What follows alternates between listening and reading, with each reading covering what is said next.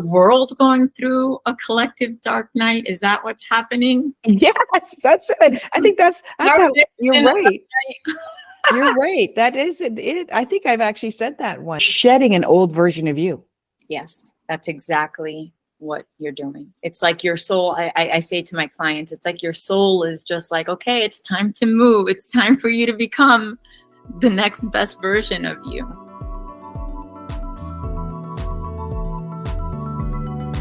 Okay, hi everybody, it's Holly Hall, and I am interviewing one of my favorite people. She's been one of my clients for quite some time. She is a therapist. This is Jackie DeVito, and we are actually working on coaching her to be a coach for other therapists. So sort of coach of coaches, coach of therapists. And through this dialogue that we're going through on a, I think it's a bi-weekly level, every other week, coaching her around this, she had sent me, because she's an author in progress, and she sent me a piece of what she was writing, and it happened to be something I just finished doing a video on. So we thought we should do a podcast on this. So here we are. We're going to do a podcast on the dark night of the soul, and everyone has gone through it. If you haven't, then you got your head in the sand. Maybe we should talk about that too. So Jackie, what did I miss? What more can you tell us about yourself? So being a therapist is a second career for me. I started out in, writing was my first love, but I ended up going into sales and marketing. I did that for 20 years. In the process of me kind of working on me because of my dark night of the soul, mm-hmm. I found that this led me to my calling of helping other people. And I'm a mom. I have 3 girls, and that keeps me on my toes as well. Yeah, you have a couple of them are teenagers, right? Yeah, so I have one that is about to be 15. I have an 11-year-old and a 10-year-old, all girls. Okay, there you go. So the Dark Night of the Soul, the article that you wrote was you named this person, this character Chuck. And tell us a little bit about Chuck, because I think everybody has a Chuck inside of them. For sure. Chuck is actually a dog that was used in an experiment in like the mid to late 1960s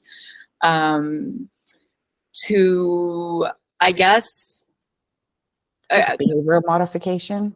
Yeah, what came out of it was a term called learned helplessness. Mm-hmm. And what that is when you feel hopeless, when you feel like you don't have control of your life, but the opportunity is right in front of you, right? Which happens, I think, to a lot of us. So Chuck is this dog. They put Chuck in a cage. And it was a cage that he can easily get out of. And what they did was that they gave him electric shocks. Mm-hmm. His name isn't Chuck, by the way. It's just that's what I call him. Chuck kind of hopped out of the cage. Well, then they changed the cage to one that he could not get out of. And they continued to shock him. There came a point where Chuck just laid down and took the shocks and didn't even try to get out. They put Chuck back in the original gate that he can easily jump out of, and he didn't. He didn't even try to get out, and he just kind of took the shocks. Okay. And we talked about how these types of experimental work in psychology doesn't exist anymore. It's not allowed anymore. They stopped. I think even in the early 70s, they did one called the Stanford experiment. I think shortly after that, they realized we can't do these types of experiments on animals or humans. The Stanford experiment was done on humans.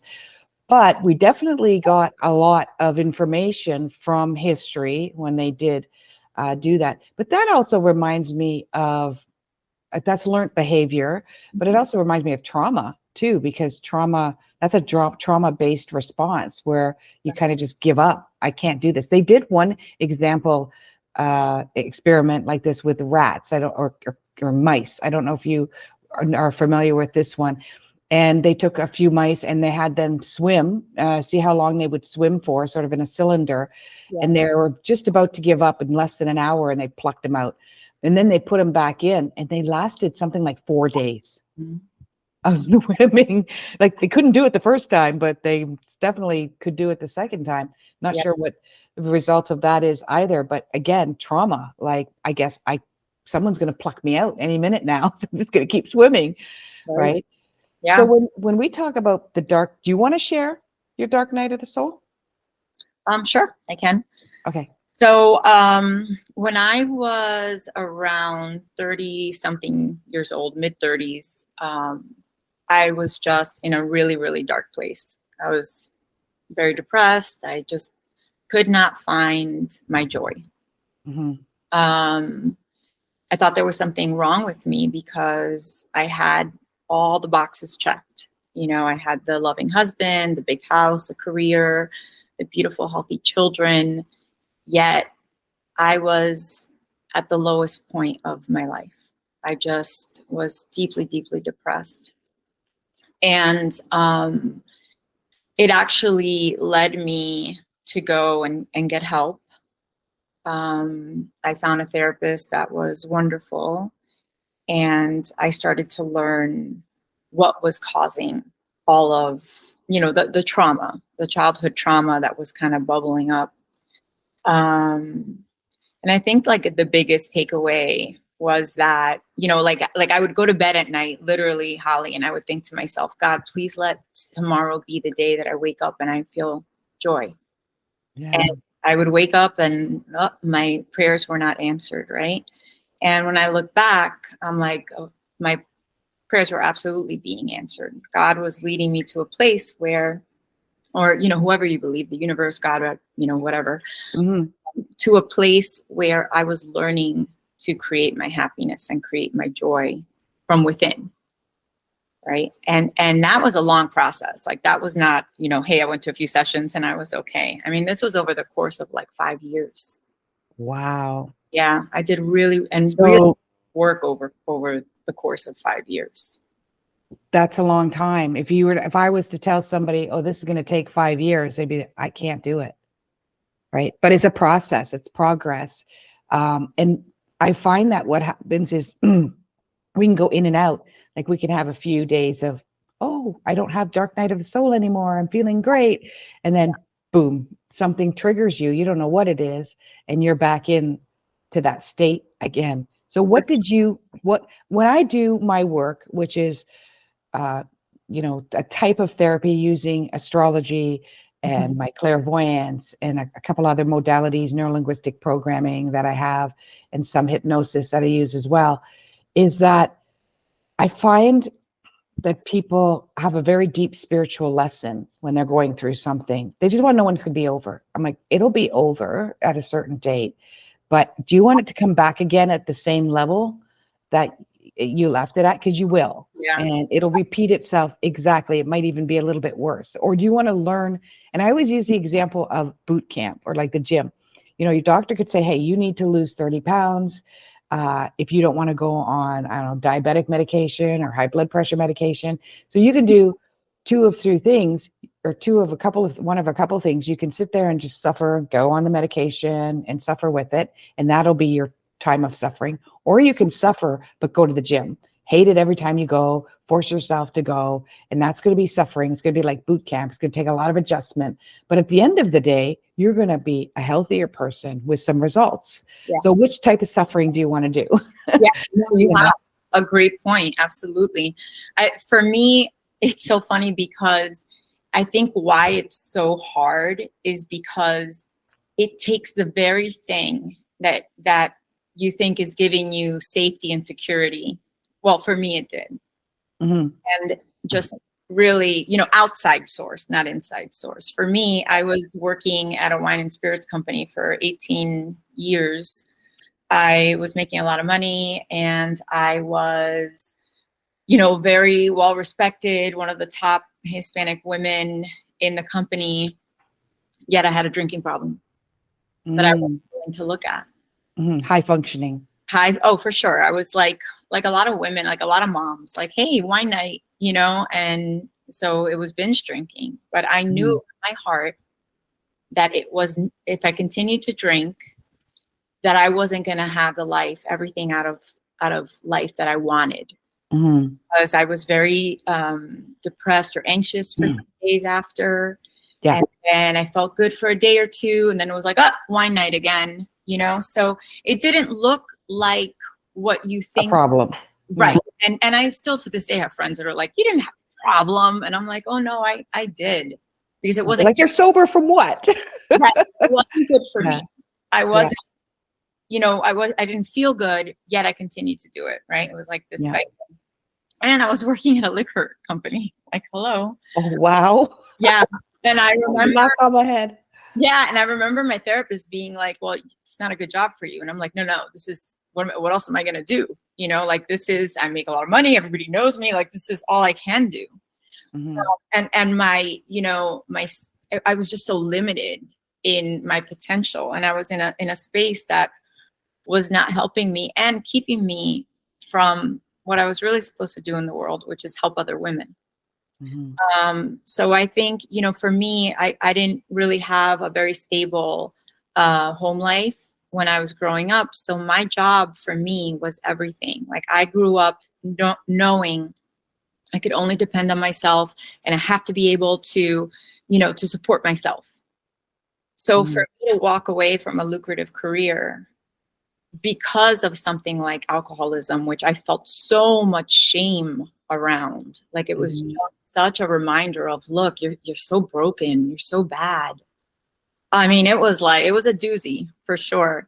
And the moment that I let go and I trusted, like my life. Did you sober up during your dark night of the soul? Yeah. So being sober was your dark night of the soul, was triggering that. And people don't understand. I've done a lot of research with the drinking and the alcohol, and that it's a dopamine dump basically when you drink, and wine is the preference of most women. So now you also got a sugar dump, and that creates that high as well, and the dopamine dump. And some people are predispositioned to be able to handle more alcohol than others. And then you go 3 days without enough reserve for your dopamine or your serotonin.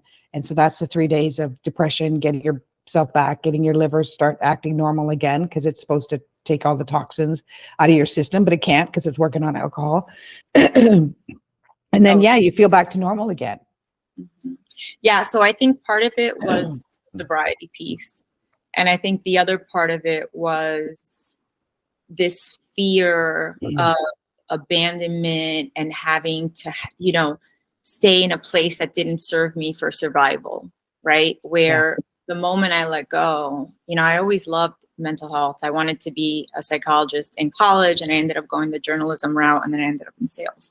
So it's always been a passion. And then when I did my own work, I was like, if I can do it and come out the other side, anyone can do it. And I had all this knowledge that I had accumulated now, like for 10 years, and my life is just in a place that I couldn't have even imagined. Mm-hmm. So, it's just amazing, but it was incredibly scary and painful and lonely. That's the thing. That's the other thing, the social aspect to certain habits like eating, drinking, smoking, a lot of different habits that we can have. And as soon as you give up that habit, there's a part of your social life that makes it difficult too. So if you're someone who's a smoker and you go out on smoking breaks and all of a sudden, and that's your break and you jibber jabber with everybody, then all of a sudden you're not doing that anymore. If you're social when you're drinking, and that's how you get together with your friends and you just talk about superficial blah, blah, blah, or you're able to be much more emotional or freeing with them, then that's kind of like therapy for you once a week with your friends. And then all of a sudden you don't have that. Yeah. You don't hang out with your friends anymore. You don't have the therapy part anymore. You don't have the fun because you don't have that dopamine dump anymore. Yeah. And that's tough. So what advice would you give to people who are quitting a habit that's drastically going to change their lifestyle that they enjoy? Yeah. Yeah. That's the part, right? Is that we enjoy it. There was a benefit, right? We don't do anything unless it serves us in some way, even if it's a maladaptive thing, like drinking. drugs or whatever. It was an escape. And then my biggest fear, I'm pretty social. My biggest fear was the judgment of the label. I was like, what are people going to know? And what are they going to think? I heard the gossip that I was, brought up in my family. And, it's all rooted in childhood trauma.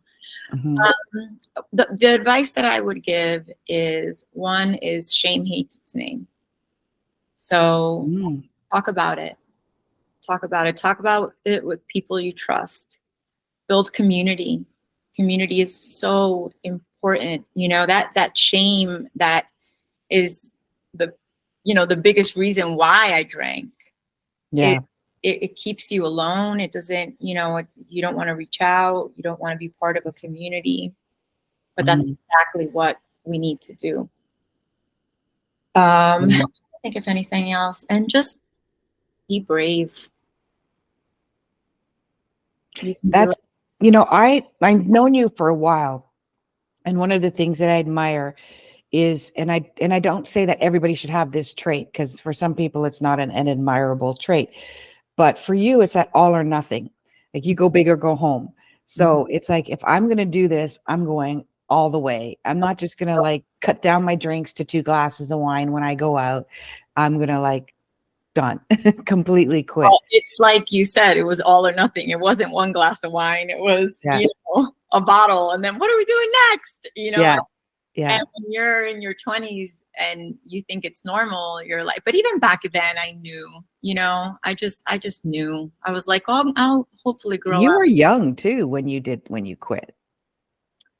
Yeah, I was, well, not that young. I was late 30s, kind of early. Oh, okay. I thought you were in your 20s, but yeah, I understand. Actually, I follow a guy on TikTok who talks a lot about what alcoholism does, and he quit in his 20s. And I was like, he's like, I've been sober for 10 years or something. I'm like, how long did you drink? You quit, you're like 25, but he started drinking when he was 14. Yes, I started drinking. I had my first drink, I think, when I was like 13, summer going into high school. Yeah. So I know people who go through dark night of the soul with a substance, and you just kind of rephrased what Gabor Mate talks about, which is every bad habit we have is soothing some kind of pain. It's serving us. And we have to acknowledge that and not be shameful of our survival skills to be able to protect ourselves in whatever way that is. And then it becomes, for some people, if it's something on a daily basis or a drug on a daily basis, then your biology is taking over, and you've got to progressive disease, and it kind of works both ways, because when I was studying to be a therapist, I had to take some addiction classes. And the younger you start drinking, even if there's no biological or hereditary thing in the family, your brain is not developed yet. So it will become biologically addicted, because your brain is so,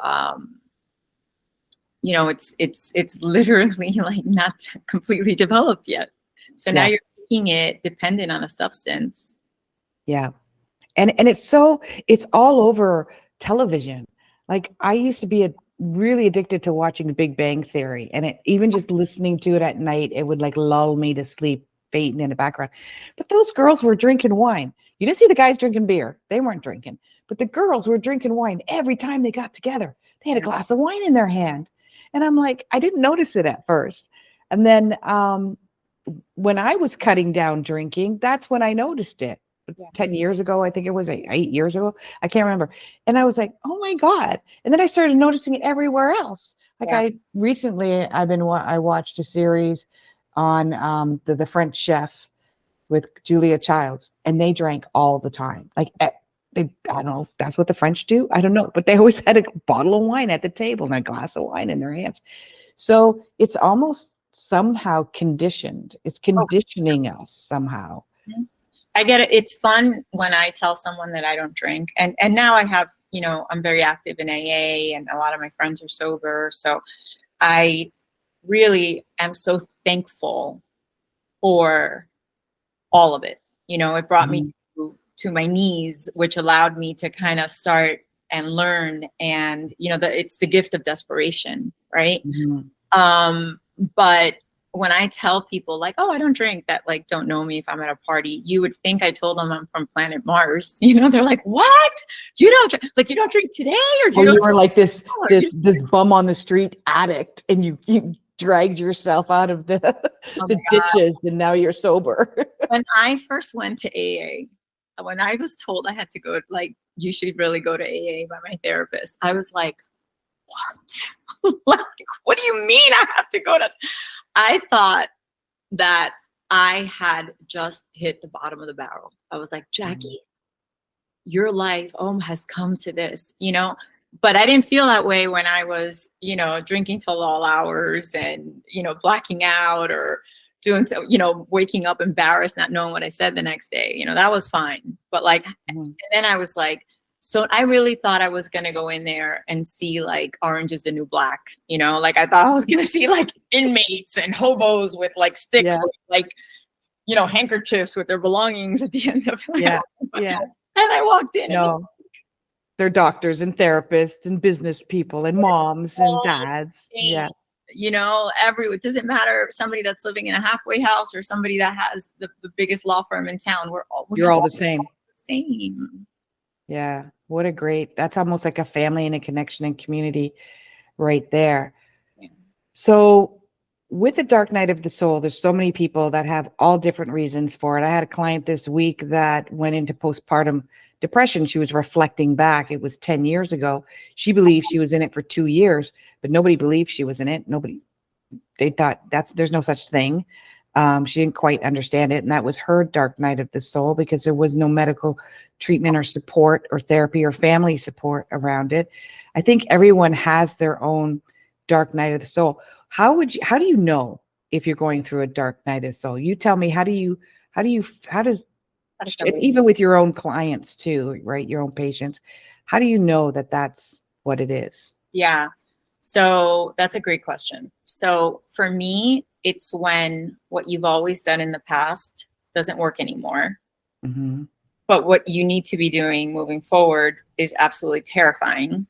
So you're stuck in the middle, like this, almost like a purgatory of sorts, right? And the way I explain it to people is like, it's like you're out hiking and you reach this cliff, and behind you all of a sudden starts like this brush fire. So you can't go back the way that you came, right? And you're just standing at the end of this cliff, and you can't see the bottom, but there's people, you can hear voices saying, jump, jump, it's going to be okay.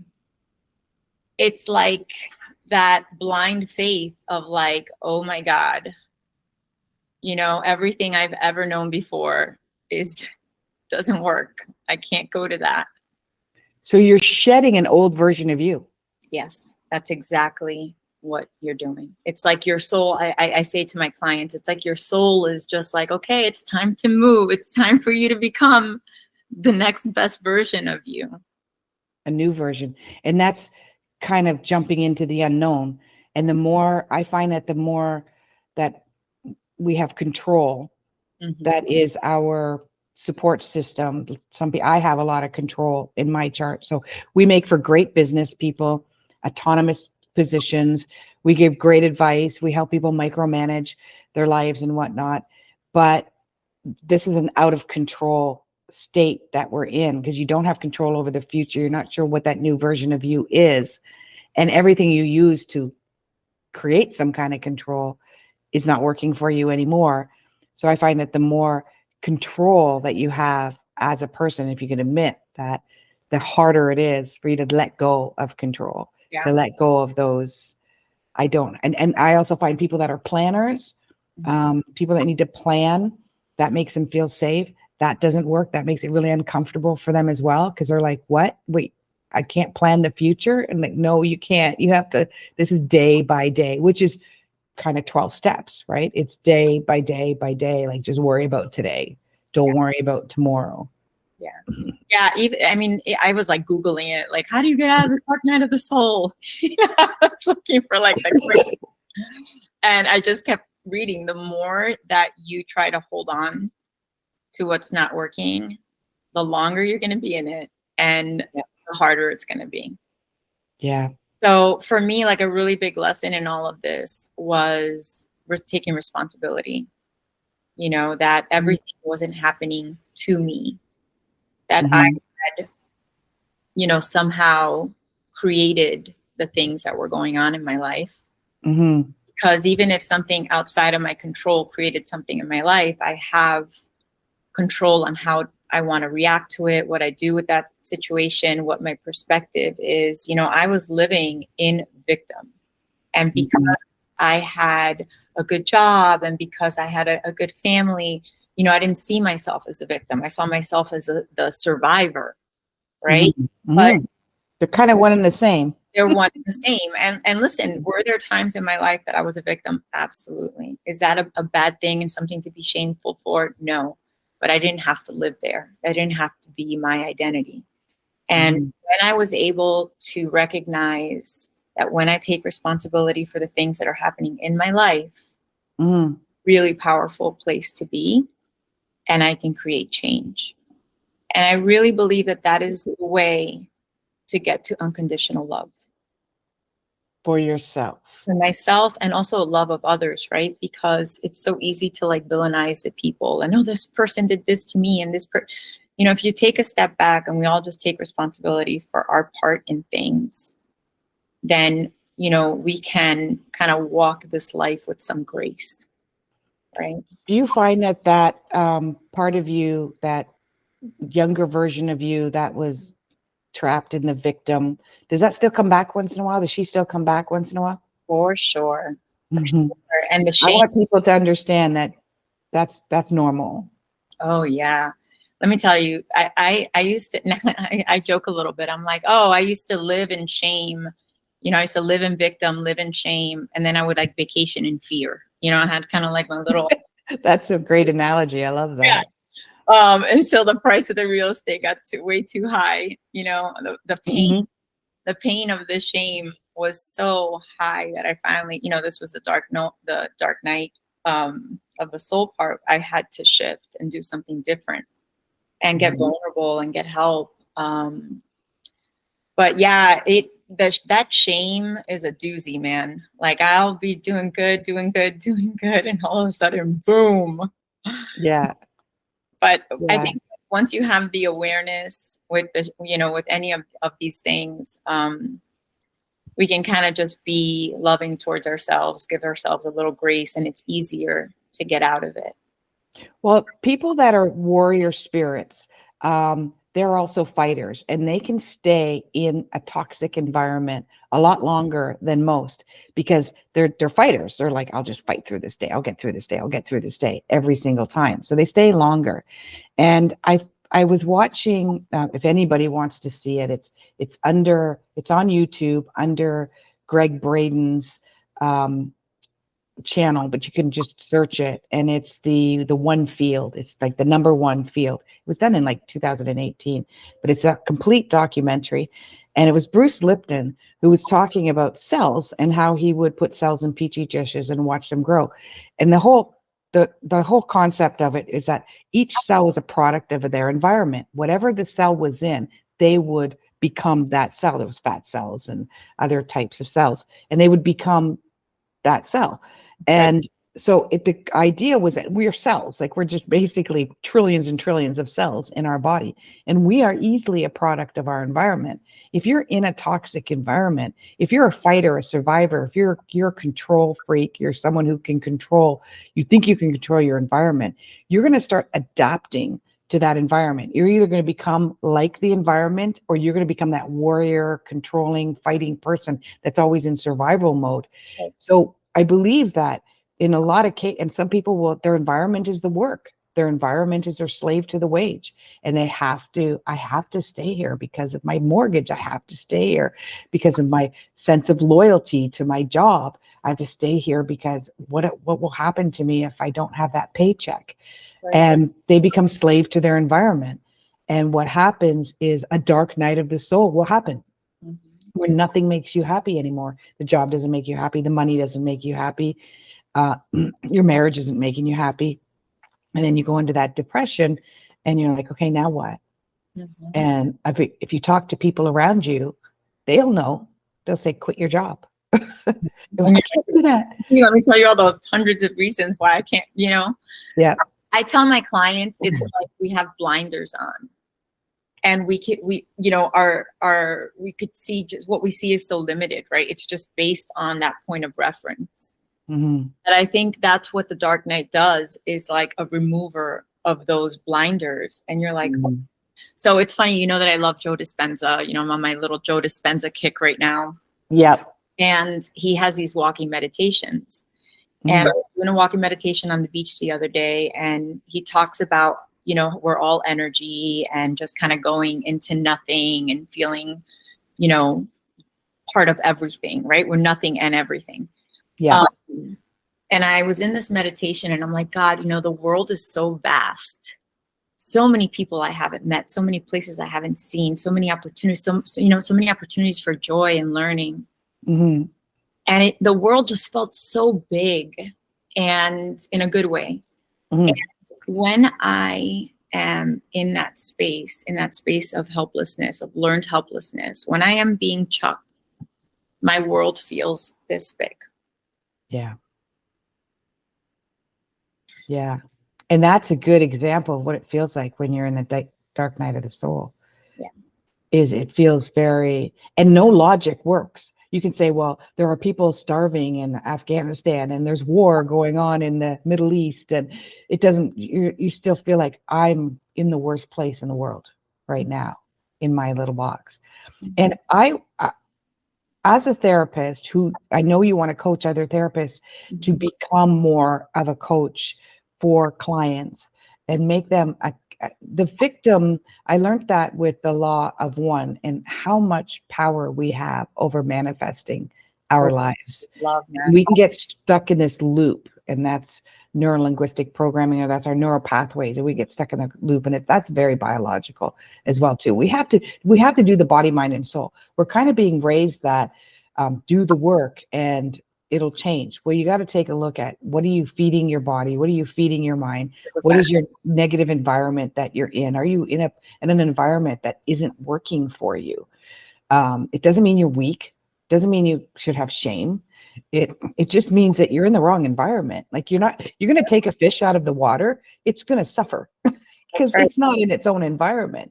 And it's not going to adapt to you taking out of its water because it's smart or strong, or it's gone to a whole bunch of Joe Dispenza courses, right? You got to put it back in the water where it belongs. So we got to find out where our environment is, and you found yours, and it'll change. You might be in the perfect environment right now, and in a couple of years from now, 5 years from now, go, this doesn't work for me anymore. Oh yeah. And what you said in the beginning is so true. I've had a couple of dark nights, just to put that out there. I was going to say, I think we all have. Yeah, because exactly of what you said. I did enough where I was like, okay, I'm good. Knowing that there were still some pieces that I wasn't ready to let go of. Yeah. But I just want to get back to that mind, body, soul approach. It's so important. Especially if you're someone that comes from a history of trauma and chaos, because your adrenals are probably fried, right? Mine were fried. I went through this period in my life where I was extremely fatigued. It was all kind of happening around the same time. And I was told to give up inflammatory foods because your adrenals also regulate inflammation in your body. And there's also the fight or flight. They manage the fight or flight response. So I, growing up here in America, I was like, okay, like diet isn't going to do anything. Like, what pill do I have to take? What's the quick fix? Yeah. And that's basically dairy, sugar, and gluten, right? So you're like, that's all the food everywhere. Quick fix, quick pickup food. It's going to have dairy, gluten, and sugar in it. Go all or nothing, go big or go home. I was like, diet, come on, that's for some granola-y person out there. Like, I need a tree hugger. yeah. And I did it, and it changed my life. So it really is so important what we put in our body, joyful movement, just our spirituality. How do we spend time with ourselves? How do we spend time with, whatever our greater power, our higher power is, or whatever makes us feel connected. Mm-hmm. It's all equally important. Yeah. And we got to find our own recipe that works for us. And the order of how that is delivered is very different. If just you getting out of bed is what you need to do for 3 weeks, 3 months, then just get out of bed. And if just eating a smoothie or drinking a smoothie in the morning is better than you grabbing a couple of cookies on the go works for you, then that works for you. It might not work for somebody else. Right. If fasting works, it doesn't work, and things may change. I mean, I think I've had a negative relationship with diet and food because I'm constantly trying everything. Like, it's just like, let's try keto, let's try carb free, let's try sugar free, let's try vegan, let's try vegetarian. I've been doing that since, and I know where that stems from. My mother's up and down relationship with her weight and her weight loss and whatnot. And plus we're indoctrinated with all of these different, you should go keto, you should go carnivore, you should go, I can't tell you industry. Yeah, I can't tell you how many people say you should go carnivore. I said, I can't eat meat. Like, I can't eat red meat specifically, or pork. Like, I've known that since I was in my 20s. I can't digest it. It doesn't work for me. And then so I tried it. I literally did. I tried it and I was so sick. Yeah. I was so sick that the night I tried it, I was really sick. And then my body just doesn't like it. So yeah, I know people it worked great for. Yeah. I know people that have never been healthier because they're on a carnivore diet. Yeah. So I worked in the beginning of my career. I worked with eating disorders, and I mean, it was really, really kind of prevalent. Well, first of all, it's all trauma based. It just happens to manifest in eating and body image, but diet culture is really a strong influence, just like alcohol, right? It's everywhere. I mean, I started to notice when I worked with eating disorders that I'd go to a Super Bowl party and the women would all be standing there and, oh God, you look so skinny. Thanks. I lost 10 pounds. And you're like, God, that's, is that what we talk about now? What we talk, it's everywhere. And, for me to go and do like the no gluten, no dairy, no sugar, it's, I do it from a place of, I'm not restricting those things. I've just found substitutes. So instead of pasta, I have rice. Instead, it's really about eating for what works for me rather than cutting food groups out. Yeah. That's gonna make it hard. It does make it hard. And, it's one of these things where we just get to take care of ourselves, because it's a commitment. Yeah. But everything in moderation, like you said. If I go out to an Italian restaurant and I have a little bit of pasta, I'm fine. Now, if I have pasta and then I have tiramisu, which is my favorite dessert, and I have bread with it, then butter, I'm going to not feel good for a few days. I'm going to be really fatigued. And you have to be like this is the body, mind, soul part, you guys. If you're going through a dark night of the soul, you have to take care of that body, mind part. The body part is, you're going through more stress. So your body's going to start using up more vitamin B, because vitamin B is what helps you manage your stress. So you want to up your vitamin B, make sure you get the right form of it, because there's so many different forms. You want to look at foods that might provide you with that. You look at your K. I'm not a medical professional, so I tell people do their own due diligence. You want to take a look. Your thyroid is what tells your body what to metabolize, when to metabolize it, how to metabolize it. And all of those high foods that you were just talking about, that our thyroid, it's toxins for our body. So our thyroid has to work harder, our liver has to work harder, and then it can't work on the stress that your body is going under. So you want to like baby it. And that's when we want to eat our comfort food. Like, I even tell people, if you want to get away from dairy, let's try dairy first.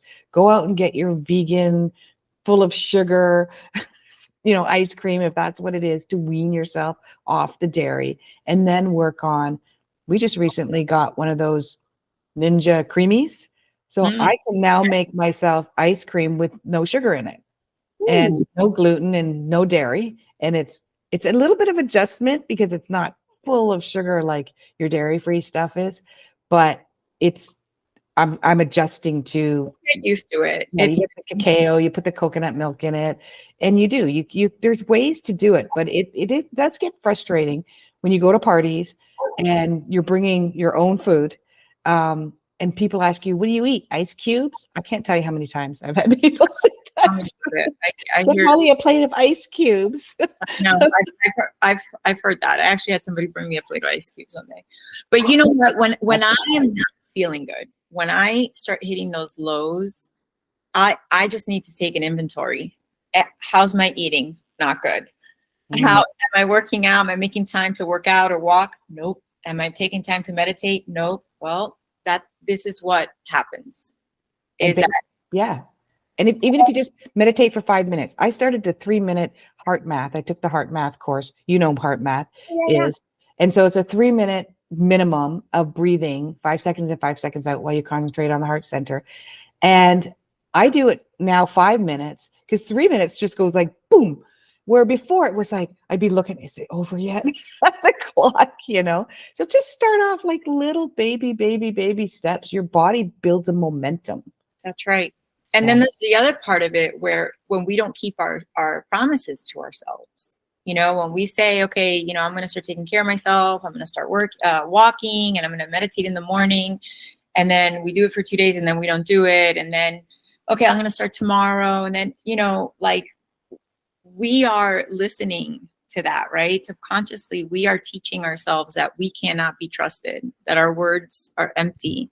So what do you think happens when you say, oh, you know what, I want to go get my master's degree, right? You're not going to maybe have a ton of faith in yourself when you don't keep a promise as small as like, hey, I'm going to walk 3 days a week, right? So right. It's so I tell my clients this all the time. I tell my children, I tell myself, it's almost more important to keep our words to ourselves than it is to other people, right? Yeah. And sometimes it's better for some people. Don't tell people you're on a diet. Don't tell people you're going to quit drinking. Maybe just tell people, I don't feel like drinking today. My stomach feels kind of queasy. I don't feel like drinking. Whatever it takes to get you through that one day. I have my own spiritual Hindu priest, Vedic astrologer. He's my person, and that I go to. And he had said to me, how can you help other people if you're not good at this certain thing? And I got really defensive over that. And I knew why I got triggered, because I was remembering an event that had happened through COVID, and I was triggered. And I told him right out, like, this triggers me because of this. He goes, no, that's not what I mean. I'm not saying you have to be perfect in order to help other people. It's that you're stronger spiritually. Your knowledge becomes stronger. Your awareness becomes, your intuition will be stronger. Your psychic ability will become stronger when you're able to master this one thing. I'm not shaming you for doing that. Go ahead. You're still brilliant at what you do. But when you level that up, and then you're going to become stronger spiritually, your knowledge is going to become deeper, and that's all it does for you. So you can give your clients that little bit more. Well, I tell you hit the nail on the head. This is exactly why I want to work with therapists, because a lot of therapists, well, some therapists, they don't do their own work, right? And then you can only take a client as far as you're willing to take yourself, right? And we have blind spots as humans. Doesn't matter if you're a therapist or not. It doesn't matter if you're an intuitive or not, right? We have blind spots. And the more work we do, the more we are able to show up for our clients. Right. And I think that this is really the basis of a successful practice. The most successful therapists that I know, and I mean like uber successful, are the ones that do the most work, that are constantly, doing the meditation workshops, that are doing the couples intimacy workshops, that are doing for themselves. Yeah. I'm completely addicted to it. I mean, I watch, just like you are with Joe Dispenza, I watch podcast after podcast. When I find something that clicks, I'm like, I watch it till the cows come home. I sleep to it. I wake up to it. And then I find my other niche. I just love learning though. Like, it's not something I have to force. I actually look forward to it. Like, okay, just before I go to bed, I'm going to watch my favorite podcaster that talks about spirituality or astrology or and the law of one or any, whatever it might be, science, physics. I like that stuff as well too. That movie that I just watched, The One Field, you got to watch it. It's so good. It took me about a week because it's 2.5 hours long. So it took me about a week. I was watching it in increments. I didn't want it to end. Actually, I'll just watch 20 more minutes. So tomorrow I have 20 more minutes of it because there's a lot of science based around it. But that's not everybody's thing. I'm not a go to the gym person. I like to go for walks. I like to put on my podcast and go for long walks. And that's the thing. Everybody kind of has to find the tools for their toolbox. You know what I mean? Whatever it is that makes you feel good, right? Because I'm all for, I think everyone should have a therapist or a coach or whatever that looks like. But 1 hour a week is not enough. Right? If you're going home and you're having a bunch of sugar and you're laying on the couch and, you're not you're not building community. You're not doing the things you love. Happiness is an action word.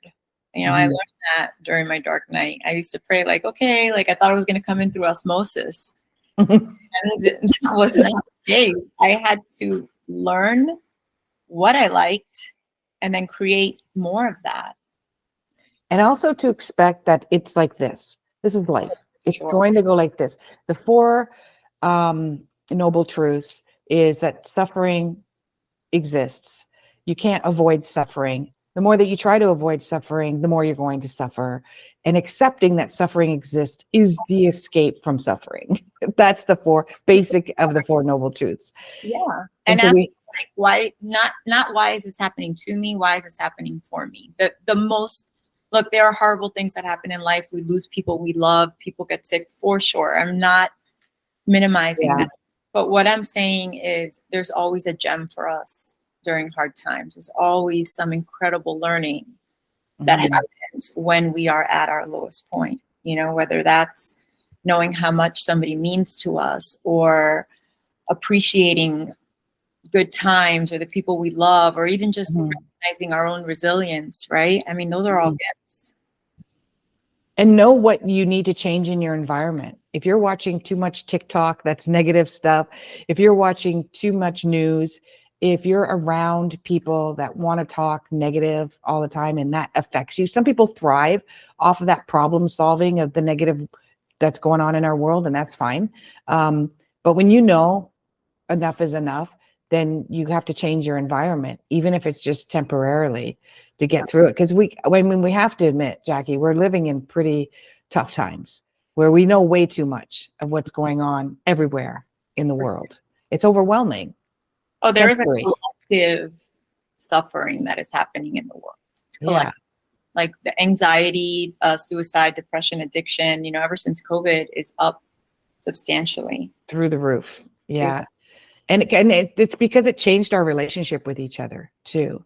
Even politics, specifically in the States, but it's becoming more so in Canada too, has changed the environment and the relationship with other people that we've had, because things are taboo. Don't talk about this. We're going to argue about it. And so we've lost that community and that connection as well. But I see the big picture. The big picture is we're going to circle back and we're going to find our connection in our community. And we're going to realize that all this petty stuff that we've been going on about has been wrong. Wrong way to treat each other. Is the world going through a collective dark night? Is that what's happening? Yes, that's it. I think that's how, you're right.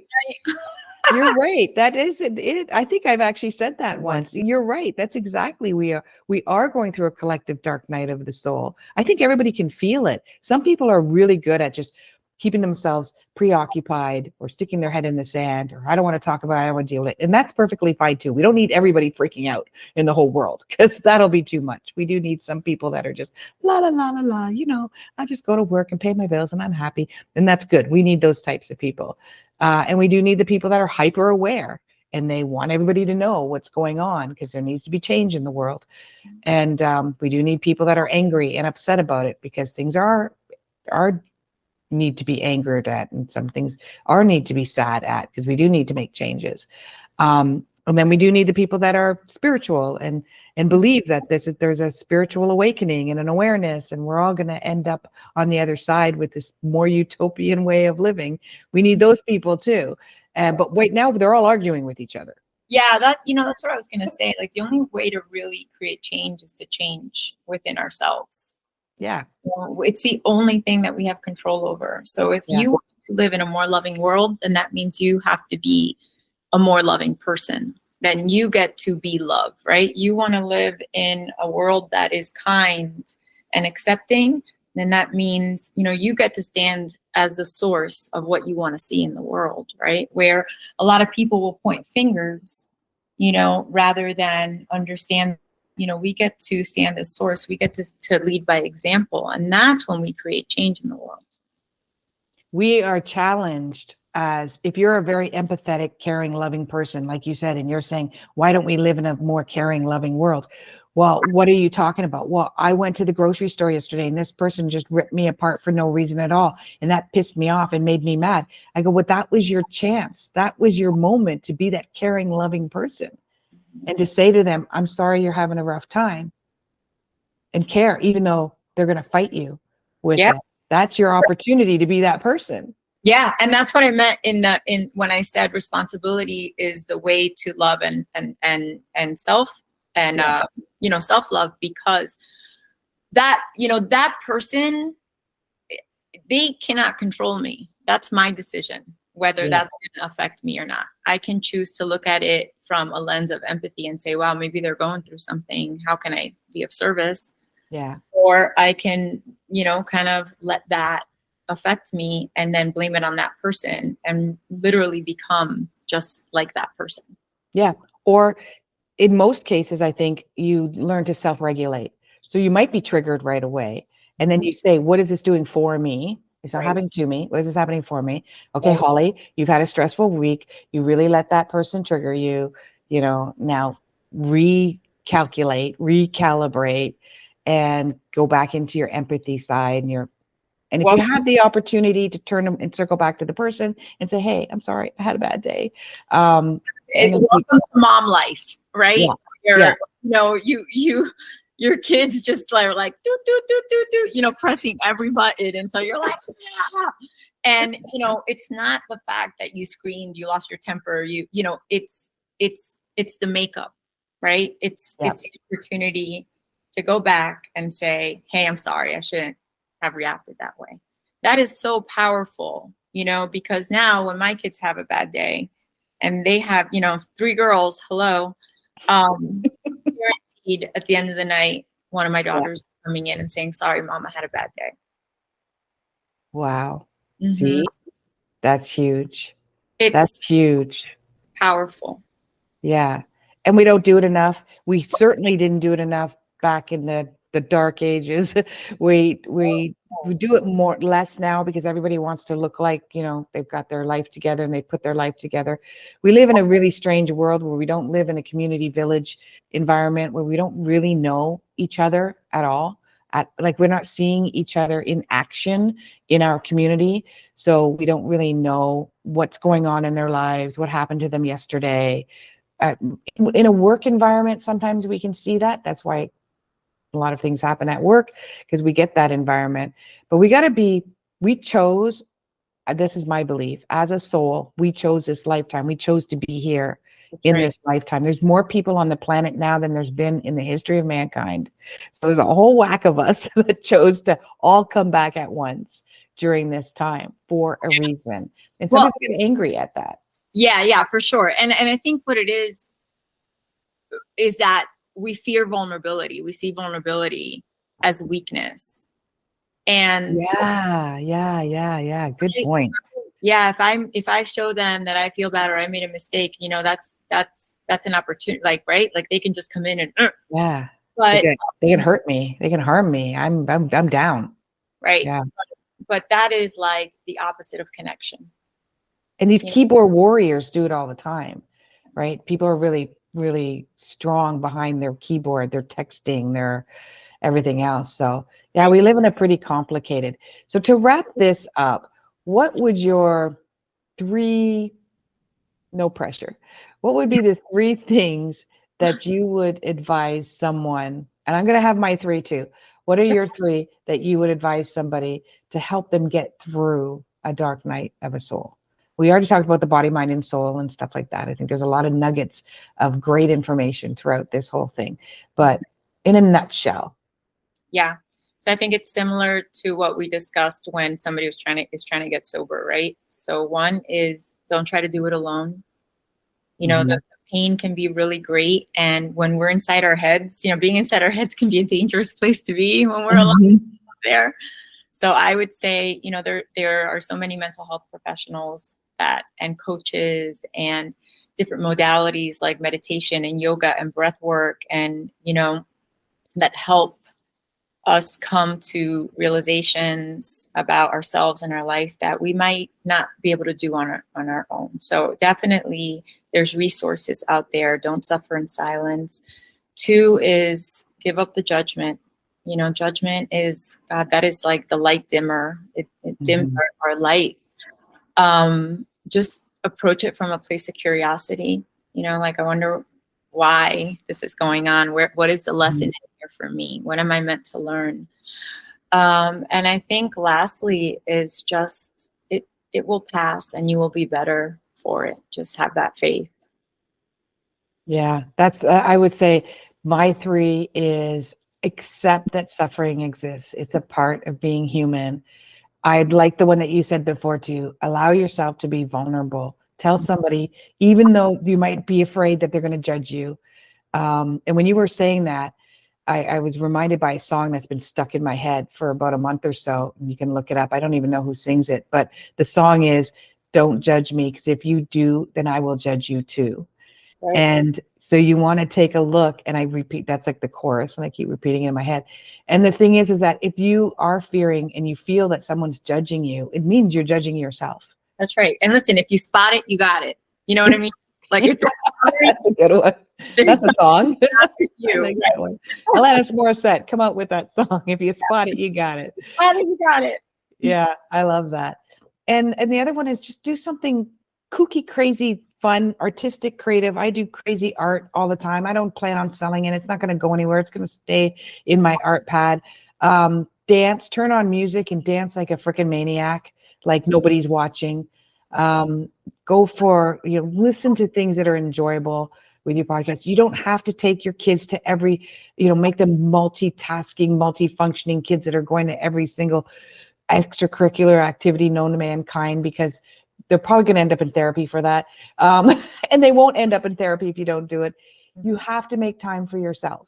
There has to be some, even if it's a bath every night, you're in the bathroom for an extra long time, whatever it takes, you have to make that time for yourself, because you're important. You have to remember how important you are. Dr. Shafali, which is your girl that I found you through, she said something in one of her books. We act from one of two places, either fear or love. That has never left me. And when I'm in a spot where I'm not feeling great, I ask myself, okay, am I coming from a place of fear, or am I coming from a place of love? And when I come from a place of love, even if it's scary, it normally works out. And those are synonymous. Fear and love are synonymous. When I was, and we'll wrap it up soon.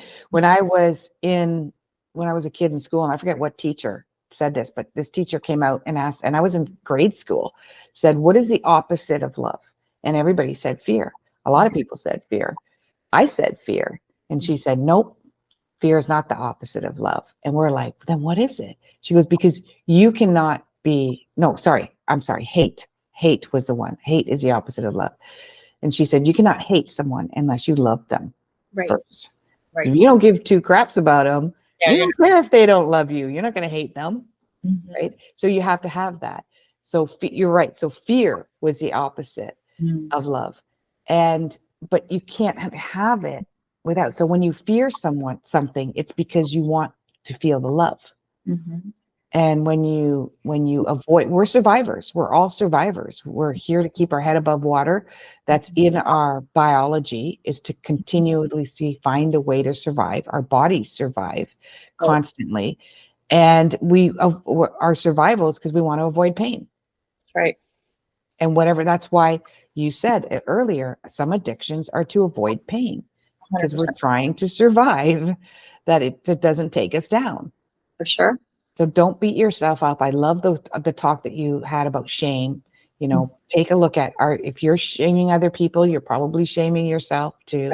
Whatever your triggers are, Dr. Shefali talks a lot about this, is because they're mirroring something that you have in yourself. That person lost 10 pounds and you're jealous.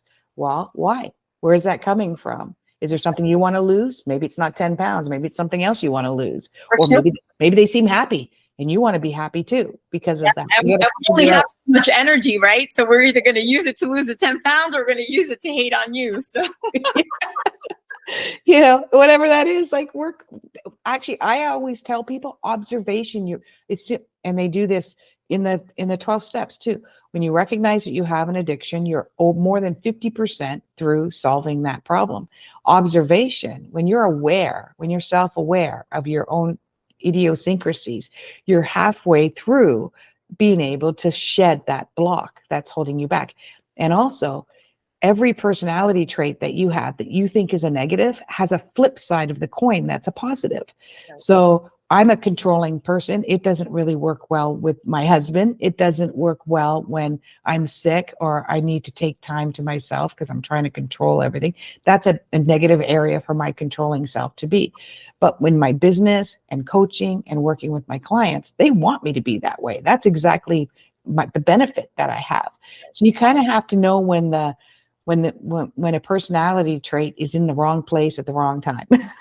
Tell them to get lost. For sure. You know, that critical self, that I can be very critical of myself, that's a bad place for my critical side to be. But when I'm using my critical thinking to help problem solve with my clients, that's where it's supposed to be. Yep. That's where it's highlighted. Exactly. So we don't want to get rid of it, because people say, well, how do I get rid of being so sensitive? I need to get rid of it. Oh, so you want to be a cold-hearted bitch. Okay. No,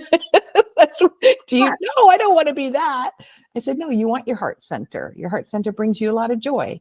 But yeah, we can work on what's triggering this sensitivity, usually lack of nurturing, right? So, oh my gosh, this has been a great conversation. We could go on and on and on. Have a part 2. We need a part 2. We'll do a part 2. We'll call it, I don't know, the light side of the soul. That's right. We'll do the opposite of it.